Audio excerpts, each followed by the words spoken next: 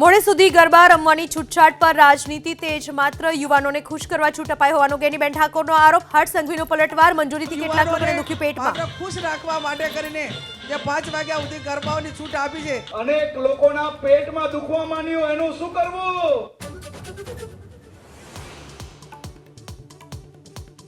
અમદાવાદના નિકોલમાં રફતારનો કહેર, દીપક સ્કૂલ 4 રસ્તા પાસે કાર ચાલકે 2 લોકોને મારી ટક્કર। 2 દિવસ પહેલાની ઘટનાના સીસીટીવી આવ્યા સામે।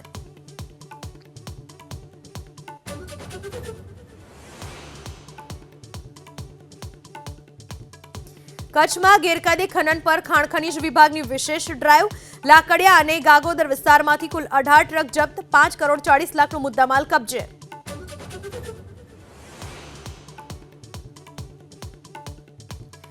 સુરતમાં નવી સિવિલની જૂની બિલ્ડિંગમાં પોપડા પડવાનો સિલસિલો યથાવત। બીજા માળે સર્જરી વોર્ડની બહાર સ્લેબનો પડ્યો પોપડો, સદનસીબે કોઈ જાનહાનિ નહીં।